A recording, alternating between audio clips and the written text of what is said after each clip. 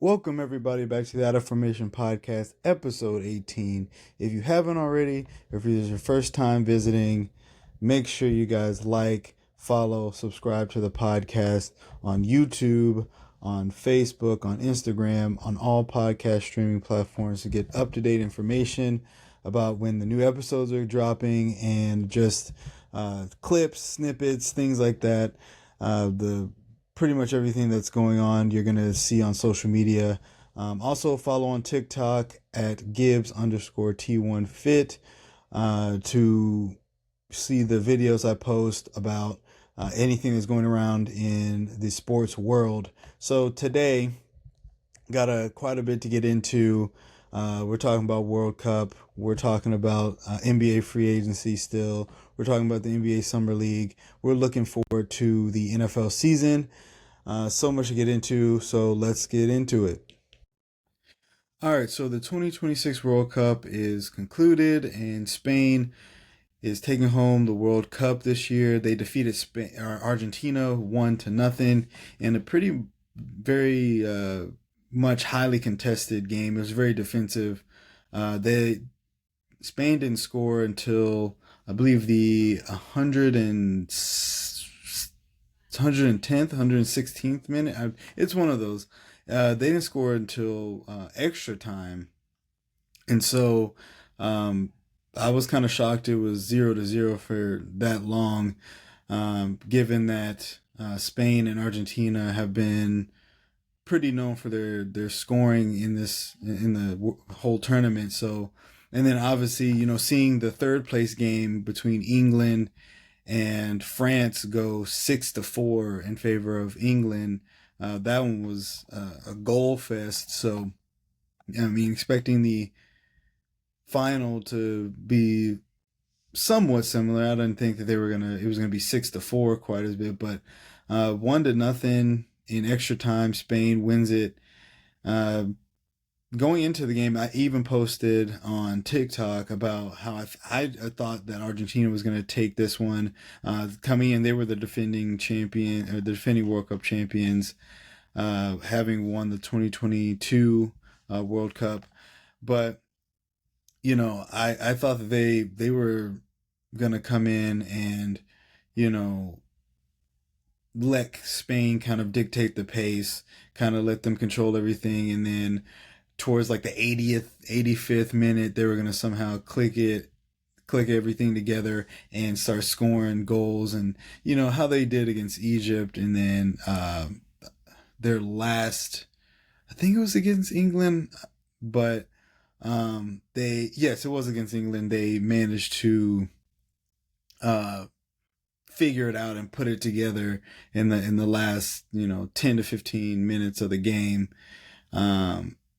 But but also on the Spain half, Spain had been very defensively stout, and then also been very aggressive offensively. So that honestly, I could have seen Spain scoring a couple, 3 to 4 to 5 goals in this game, but it was mainly defensive. Both teams kind of going back and forth.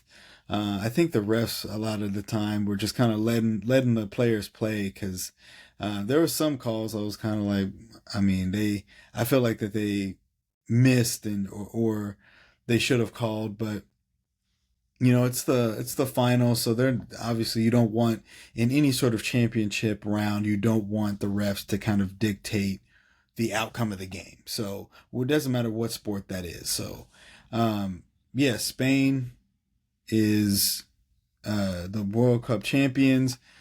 But now, like, looking towards the future, you already know that Ronaldo's gone. Neymar's done with the World Cup. I mean, presumably Messi's probably done.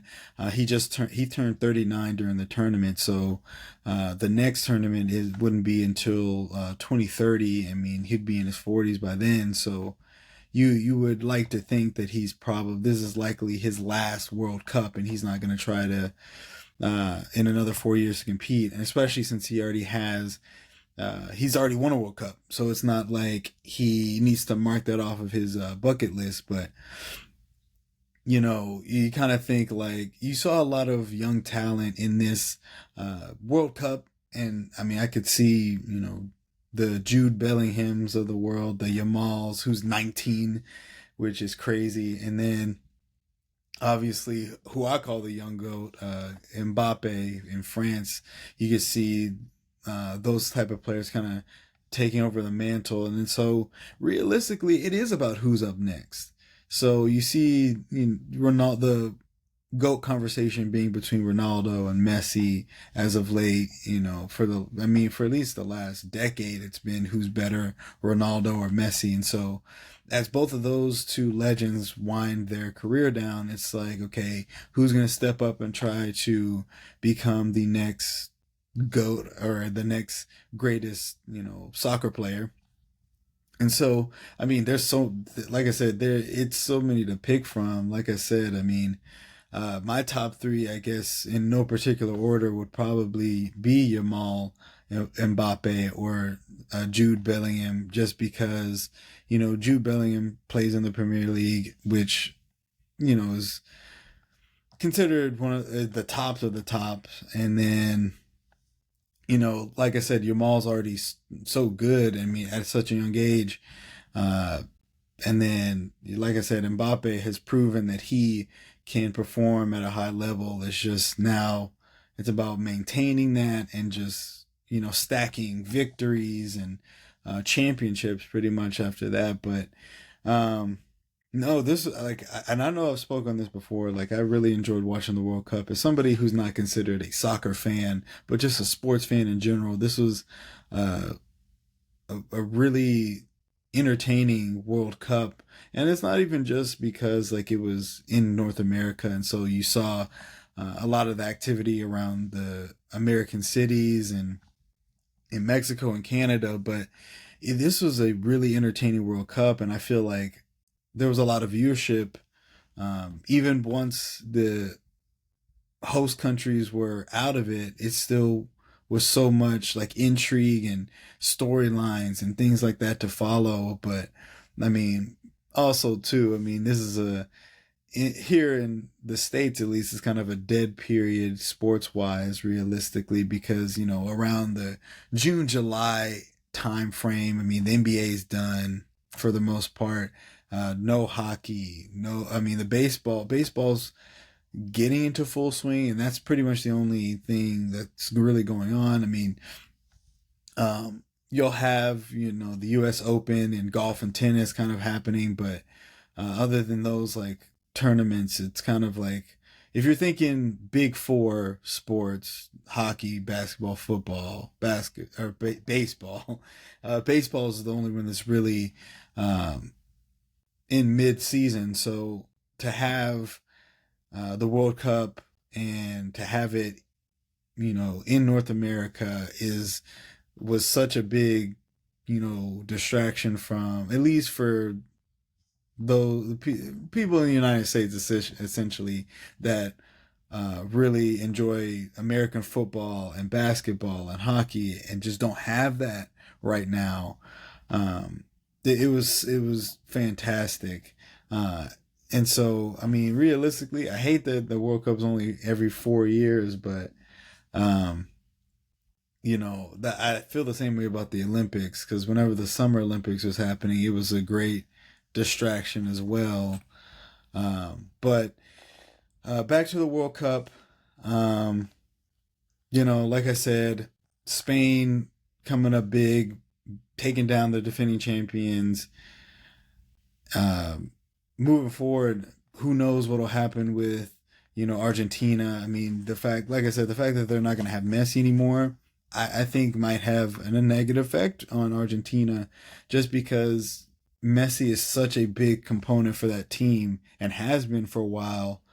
You know, it's just going to be interesting in the next 4 years to see how Argentina responds, or how Argentina is going to look now that they don't have Messi, and see if anybody from their team is able to kind of bridge that gap. But overall, Spain was just the better team. I mean, it was such a hard fought contest. Like I felt that, it could go either way. Obviously, it was 0-0 for the whole time. I thought it was going to go to PKs. I thought it was going to go to penalty kicks. Personally, I'd hoped that it was going to, because I like that pressure.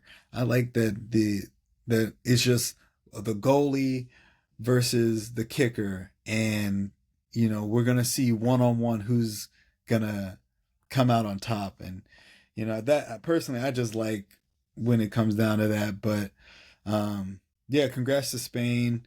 Looking forward to the next World Cup. Um, I'm definitely interested now. So you might see me talking about the Premier League and MLS and uh, talking about soccer more. But no, I definitely really enjoyed this World Cup, and who knows? Uh, there might be more soccer content coming soon. So yeah, stay tuned. All right, so I know I've talked a lot. I've talked to the last week or so, or last episodes or so, about the NBA Summer League. The NBA Summer League came to a close. It was the Golden State Warriors versus the Memphis Grizzlies for the NBA Summer League championship, which the Golden State Warriors are the Summer League champions, winning 94-90. Um, it congrats to the Warriors, but I mean, they're the preseason champions. Great. Summer League, great. I mean, it's hard to be excited about your team winning the Summer League. I know it's a big deal for those players, and I'm happy for them. It's just, this is only a small piece of the pie of what they should be striving for. But on top of that, my main thing was looking at how these rookies were going to be looking this year. And honestly, they didn't disappoint. They did not disappoint. Obviously, the top four picks, I mean, AJ, Darren Peterson, Cam Boozer, and Caleb Wilson, I mean, absolutely showed out. Absolutely showed out. I mean, AJ DeBonsta only played 2 games and averaged 25 points in those 2 games, and at that point the Wizards just didn't need to see anymore, and they kind of shut him down after that. But you see the talent that you see how he performs, and you see why he was picked number one. And I mean, I saw in the 2 games he played, I saw it, and that was, like I said, it was obviously enough for the Wizards to shut him down. But and then Darren Peterson, I mean, what else can I say about that guy? I mean, he was phenomenal. He was really, really great, and honestly, I'm hoping he's able to continue that going into the season. But it was everything that I thought, and a lot of the other teams thought he was going to be coming out. And so, to see that kind of metabolize in the summer league is good to see. I mean, obviously, and so um, it seems like the teams that picked in the top four uh, picked the right player for what they're going to be doing. I mean, AJ being on the Wizards with Trey Young and Anthony Davis isn't going to be, or shouldn't be, asked to do a a lot this year, but it shows that he can take on the burden of scoring and playing uh playing up. But I mean, the thing is, he may not be able to, he may not need to do that because of who's on his team. And honestly, hopefully he won't have to.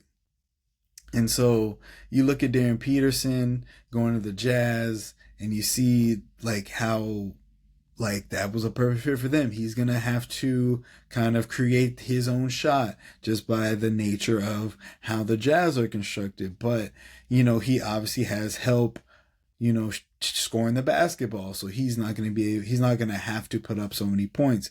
I mean, Cam Boozer, people have said is going to be a 20 and 10 guy, and I believe him, because obviously the Grizzlies are going through a rebuild period where they basically scrapped everything from the last 4 years, and are starting over. Cam Boozer is a part of that. Cam Boozer is the centerpiece of that movement.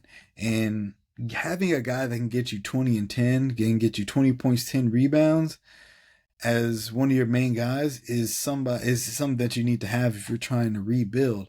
Obviously, I don't expect a lot from the Grizzlies this year, and that they're probably not going to be great because they are so young and inexperienced. But the thing is, we've seen young and inexperienced teams outperform themselves before.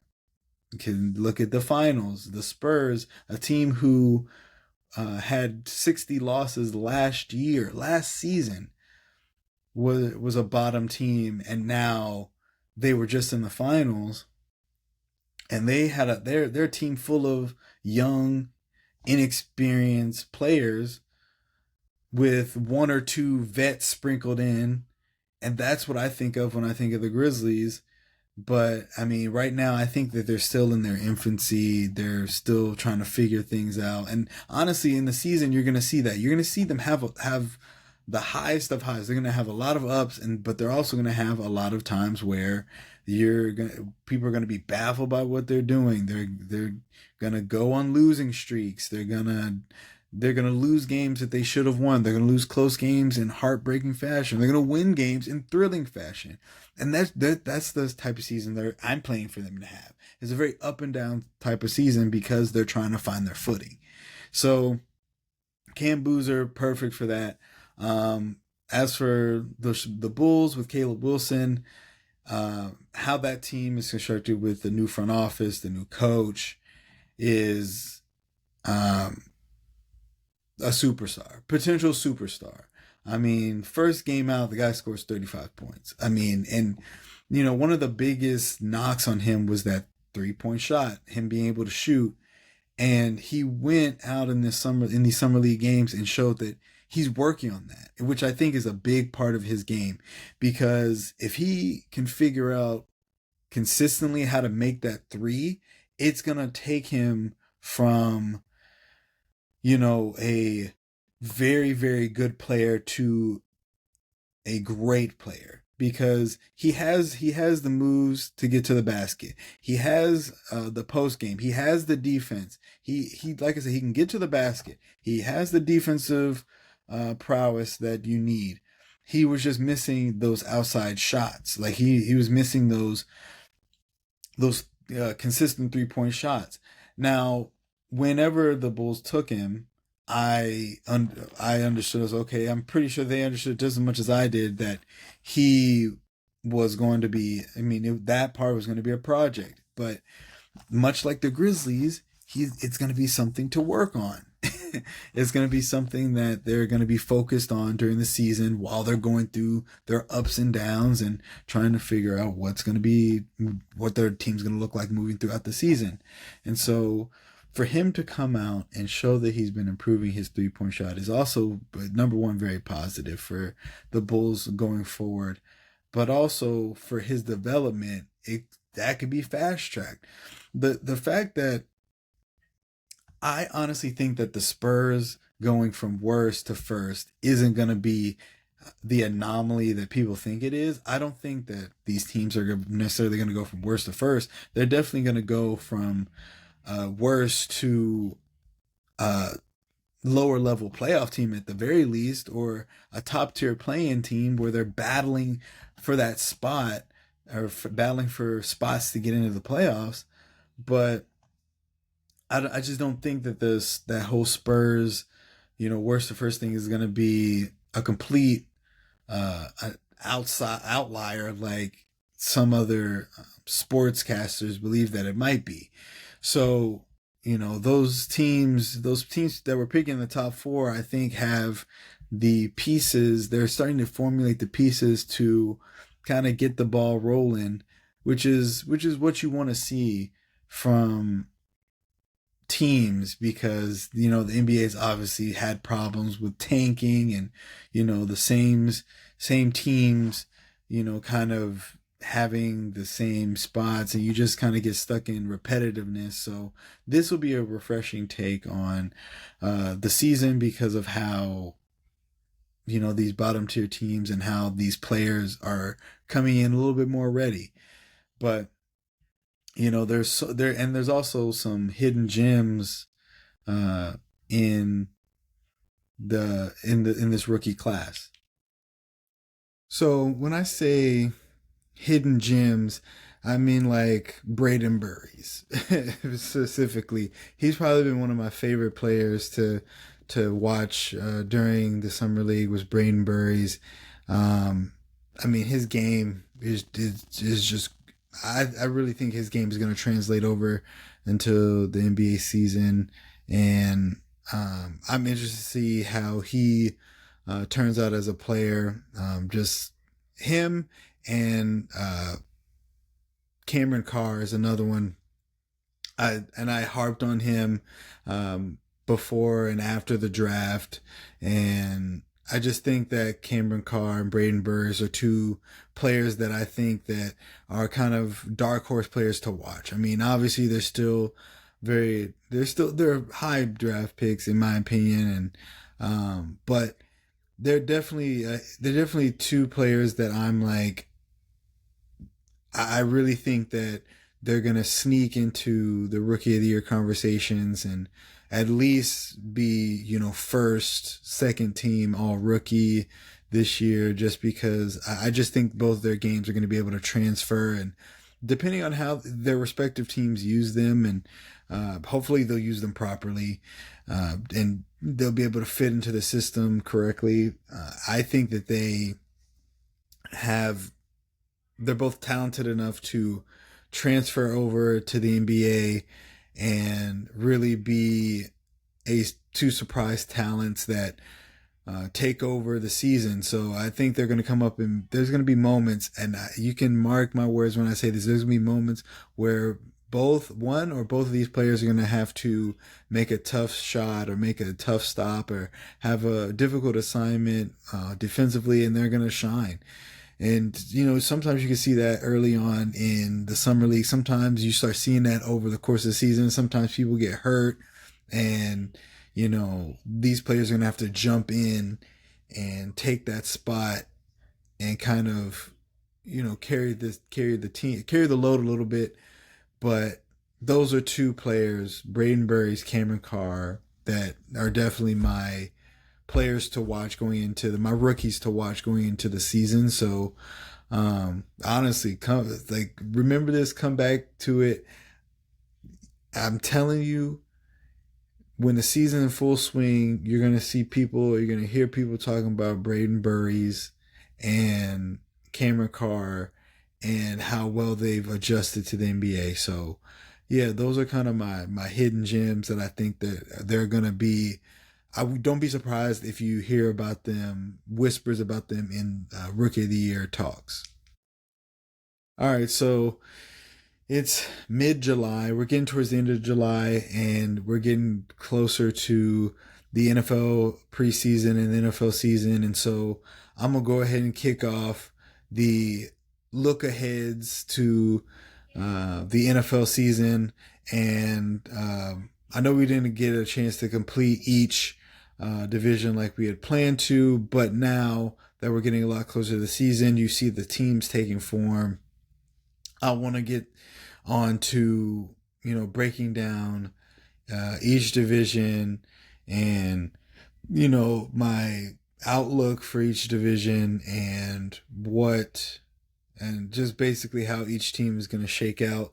And so I guess first, this is going to be the first week of it. And we're gonna kick it off. We're gonna keep it simple. I mean, as it kind of keeps going, you got to tune in to see the other how I kind of playing with like the other divisions. But we're gonna keep it simple with the NFC East, which some people may not believe is simple, but I just want to kind of touch on just kind of like how the division, the outlook of the division and, the teams in that division. So, I mean, the NFC East, before the season hadn't had a back-to-back division winner. The teams in the division are very up and down, and obviously the past years have really keyed in on that kind of thing. But you see that, the Cowboys have made moves this offseason. Jerry Jones is going to be Jerry Jones. The Commanders getting Jaden Daniels back. And just, like I said, with the Cowboys making some moves that's going to build them up. But the thing is about the Commanders is that they had injuries with obviously their quarterback, but that can sometimes change the complexion of the team. You don't really know what this team is going to look like this year because you have to deal with injuries. So you hope that when Jaden Daniels comes back, he's able to return to form that he showed in his rookie season. But we're heading into year 3, and so this is kind of a let's see what he's made of kind of year. Because then if he has another injury, God forbid, you're gonna hear those whispers, and that's just how this is. Like, if you have one injury, you obviously start hearing the rumblings of like, oh, how is this player gonna return? How are they gonna look in return? And string together a couple good games, and you'll quiet those. But struggle, and then you'll start to hear more of those rumblings start to come out, and you'll start to have more reporters asking the team these questions. They're like, well, what are you guys doing moving forward? So the Commanders have to really focus on getting Jaden Daniels back fully, and making sure he's protecting himself, making sure that he is 100% ready to go for the season. Moving to the Giants, they probably had the biggest and most improvement in the division. From the coaching staff to the skill positions, the defense. There's so many moving parts that they've had, but they seemingly had something last year with Jackson Dart.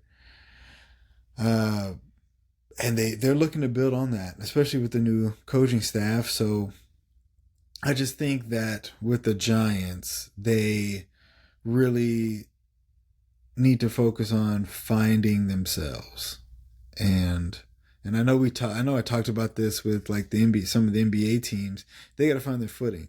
When you are pretty much last in the division, it's really about what did we do wrong?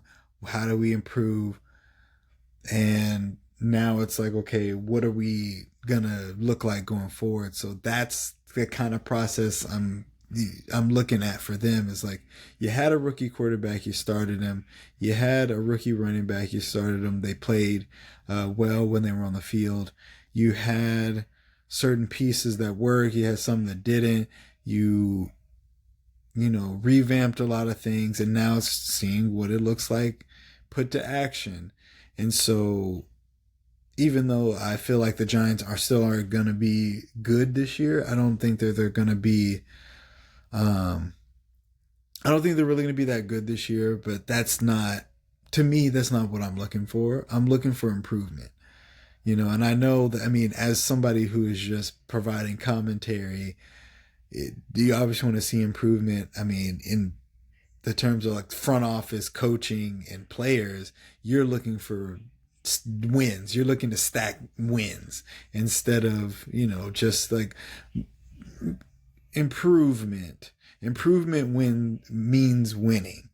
And so there are no moral victories in sports, but when you're just providing commentary and providing opinionative you're providing your opinion like I am. You just want to see the team improve. And so I still think that they're going to finish last, but I think that they're going to improve.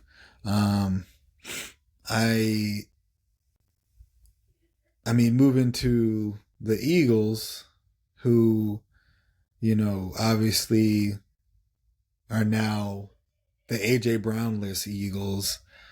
It's about it's oddly enough still about establishing themselves because people are still doubting Jalen Hurts. And he has to really and I know the person he is, he doesn't care about any of this, but he has to put those thoughts and those rumors to bed. Um, I've personally never seen somebody who has gone through so many different um, steps as he has between college and getting to the NFL, and then having the success he had, going to two Super Bowls, winning one, constantly being a consummate professional and on and off the field, and continue to try to improve his play, and then be met with so much um, disrespect, I guess, when it comes to like his ratings and how the media typically views him. And I just think that in order to really establish himself as a top 10 quarterback, he has to really prove that he can, you know, carry this team to a certain degree. And I think that's where uh, a lot of the media gets it messed up with him, is because he hasn't taken control of the team and he doesn't lead the team like a Josh Allen or Lamar Jackson or even a Baker Mayfield. They typically don't look at him as a top 10 quarterback. But um, you know, it's between those quarterback and him, it's that old uh kind of thing where you're just like, would you rather have the MVPs or the Super Bowls? And it's like Jalen Hurts doesn't have the MVPs, but he has the Super Bowl. He has something that Josh Allen and Lamar Jackson are trying to get to. You know what I mean? He's done something that neither one of them can consistently do in the playoffs, and that's beat the Chiefs. And so you kind of have to think like, if Jalen Hurts were to win an MVP, dude, is that finally a time where the all of the noise stops? So I still think the Eagles are going to be fighting for this division. Um, because I mean, at this point, it is their division to lose. I mean, the Commanders have to prove that that first year of Jaden Daniels wasn't a fluke. The Giants are still trying to find their footing. We don't know where they're gonna be yet. The Cowboys, again, we don't know how their season's going to shake out, in the sense of like, on paper the Cowboys look like they're able to contend for the division, but then once we get to the season, there's always a big hole that they have that gets exploited and causes them to lose games, and and make baffling mistakes. So honestly, to say that like this isn't the Eagles' division to lose just because they don't have AJ Brown is very ignorant and short-sighted, because what the other teams in the division have to prove something. The Eagles have continued to prove something. The other teams in this division are the ones that have to prove something, because I mean, the Giants have to figure out if Jackson Dart can take that next step with a new coach. Like I said, the Commanders really have to figure out if this team is going to get back to how things were a couple years ago, with this team going to the NFC Championship game. Or can the Cowboys put together a season where they look like the team they're supposed to look like? So right now, I have the Eagles winning this division, and I won't do my record predictions quite yet, but I will say I have the Eagles winning the division. I have the Cowboys finish second, the Commanders third, and the Giants finishing last as of today. I will do my records predictions a little bit closer to the season, But right now, as it stands for the NFC East, that's how I feel like it's going to shake out. So, um, honestly, like I said, this is what it is on paper after, the draft and free agency and just looking at the team's history and kind of melding that together and making an informed decision. But obviously, the game still got to be played. So, um, like I said, I'm hoping this is how this kind of shakes out. But I'll be doing the records prediction much closer to the season. So, I will make sure you guys know when that's going to be happening. But next week, I'm going to be doing another division and just kind of doing a look ahead on each division. And, then I'm going to be telling you how I believe it's going to be shaken out. So stay tuned for that. All right, so LeBron James has finally made his decision. He has decided to go to the Philadelphia 76ers. 2 years, $8 million. He's joining VJ Edgecombe.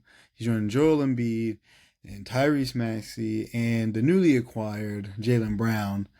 Um, which I figured. I knew that he was going to choose the Sixers mainly because of just how that team is arranged. They have a lot of good young talent. I mean, VJ Edgecombe's coming off a really good rookie season.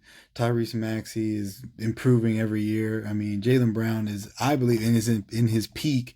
I mean, a former Finals MVP. And then, of course, you have Joel Embiid on the team. I mean, as long as he's healthy, he's an excellent big man to have. But I just like I've stated before, him going to Miami, it would have been Bam, Giannis, and him. But you know, I mean, they just wouldn't have had the same anything really as he would have had with Philadelphia. So he, to me, made the right choice. I know some people are probably going. It'd be very polarizing. I mean, it's gonna be weird to see him in a Philadelphia 76ers uniform, but you know, this was a move that I saw coming. So but looking at the big picture, this makes Philadelphia into a instant contender. I mean, with the addition of Jaylen Brown this year, this made them able to challenge the Knicks, in my opinion. But them getting LeBron James now, it boosts them way past than what they were possibly going to be able to get to with just the team they had. But the team they had was going to be very formidable going into the season. Now you have LeBron James, who is inserted in this lineup, which I'm assuming is going to be Maxey at point guard, VJ at the two. You have Jaylen at the three, LeBron at the four, and Joel Embiid at five. Which, I mean, when healthy, they're going to be a monstrous team, and that's the key to me. Is moving forward is how are they going to stay healthy? Can they stay healthy? Because if they're able to stay healthy for even half the season, it's going to be a uh, big deal for them. Obviously, Joel Embiid has had injury issues in the past, and LeBron has. I mean, has had a couple nagging injuries that's kept him out of the season. But I mean, the potential for this team to be a East representative coming out has honestly shot way up with LeBron James being on the team, because they have defense covered, they have scoring covered, they have rebounding covered. I mean, they can do so much, and honestly, trying to game plan for them is going to be extremely difficult because it's like, who do you guard? You have Maxi who can get to the rim. You have VJ Edgecombe who has a jump shot, who has that quick first move. You have Jaylen Brown who can hit a step back at a moment's notice. I mean, and then you have Joel Embiid on the block to contend with, who can also hit a jumper. And you have the wild card in LeBron James who can do pretty much whatever he wants. I mean, he can pass the ball, he can rebound, and he can shoot. And so, But this is all the stuff LeBron James wanted. He wanted to go to a team that required somebody or people um, that had defense and shooting and rebounding. So that's what LeBron really wanted to be brought into, as a team that had a bunch of stuff to where he's not the main focal point. And whenever I was talking about this, the Sixers fit all of those components, in my opinion. I mean, they had the culture, they had like all the intangibles. I figured it was all about the logistics, the contract. I mean, and him being in Philly, obviously, he's a pretty warm weather kind of guy. I mean, being from, Ohio, he probably didn't like living in the cold all the time. So I mean, he'd been to Miami, he'd been to LA. I know that he was looking at going back to Cleveland, but with James Harden not officially signing back to Cleveland, that was still up in the air.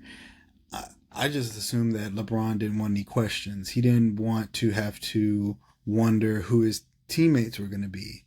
So going into the season, the Sixers were the most like prepared team, and he probably already knew that he wasn't going to take a big contract, and that was probably one of the things that any team he went to wasn't going to have to worry about, because you think about it, I mean, his contract is for 2 years with a player option, and so that obviously means that he could possibly opt out of it after the first year, or retire or whatever. But I will say good on LeBron James for not wanting to completely bankrupt a team for going there. And so that's the thing, like with a lot of superstars, even aging superstars want a nice size contract. But the problem with having a sizable contract, whether it be in the NBA, NFL, whatever, is you're taking up a chunk of salary cap that they could use for bench players, or to bring another star or somebody close to that caliber on the team, and they can't because you've taken up that space. I think in LeBron's case, he's going to retire either next season or the season after that. And so by taking all that money, you're going to end up handicapping the team for the foreseeable future. And that's that's not going to be good, and a good outlook for the team going forward. And so that also will kind of be something that'll be a kind of a frown upon on his legacy. If he's like, oh, well, I'm going to take all this money, and then when I leave, you're not going to have any space to replace me. So, like I said, this is obviously big news. We've been waiting for LeBron to make his decision. It didn't disappoint, in my opinion, because I figured he was going to pick the Sixers. Honestly, I was kind of hoping to be surprised, but it just made sense. And I understand from a business aspect, this was perfect for LeBron. And then we obviously knew it wasn't about the money. 2 years, $8 million, that's nothing. And so it was more about the culture and the team. And I just think that the Sixers had a good culture. They're coming off of beating the Celtics in the playoffs, and yeah, they were beat down by the Knicks, but they were the champions. They understood what they needed to match up with the Knicks better. They went out and did it, and then they got LeBron James. So I'm now more interested to see where the Sixers are going to go this season, now that they have LeBron James. And like I said, this team, when healthy, is going to be more than formidable. They're very much championship caliber. But the main thing is staying healthy. And probably the secondary thing is chemistry. How is this team going to gel? I mean, they have 2 new pieces on the team, one of which is a prime superstar, and another one is arguably one of the greatest basketball players of all time. And so, like, how is everybody going to mesh with that? So, you would hope that the team kind of fits together well, but only time will tell. And the thing is, that leads into the health thing. If they're healthy, they can have time to figure it out. I'm going into the season believing that I'm not, if they come out and they struggle, I'm going to push the panic button. I mean, they're a new team and they're trying to figure things out. Now, if it gets to the point where like the players are starting to get injured and they can't find that balance, then I'm gonna be like, okay, I don't think they're gonna find it this year, and I don't think they're gonna be at all a contender. And obviously, yeah, like there's contingencies for if that were to happen, but hopefully this team does stay healthy and we could get an actual sample size of what this team can look like fully healthy. So that's probably the best case scenario because we've seen other teams, other quote unquote super teams or teams on paper that were good that end up having injuries and their star players never really had a bunch of games to work together, and then they either fizzled out and didn't make the playoffs, or once they made the playoffs, they were outmatched by a team that was together for the whole season, multiple seasons, or whatever. So, oh, definitely ready for the NBA season. I know that it's still July, but this move from LeBron James has really made the Sixers a highly interesting team going in. And I know once the schedules are solidified and released, I'm willing to bet that the Sixers and the Lakers are going to be like an opening day game or a Christmas game. It's going to be on prime time. It's definitely going to be on prime time. So I'm definitely going to be tuned in for that. But yeah, LeBron James is now a Sixer, which is very weird to say, but man, it's going to be an interesting NBA season. All right, guys. So that was episode 18 of the Out of Formation podcast. Thank you as always for tuning in. And make sure you guys, as always, like and subscribe, follow the podcast on Facebook and on Instagram at oof.podcast. Make sure you follow me on TikTok, Gibbs_T1Fit, for videos and getting all the up-to-date information on what's going around in the sports world, because I will as news breaks, I will always kind of update you guys. So make sure you guys follow on that. Make sure for my visual listeners that are or my visual the people who are watching, say listeners, for the people who are watching, make sure you tell your friends to subscribe to the Out of Formation podcast on YouTube, because I'm on there.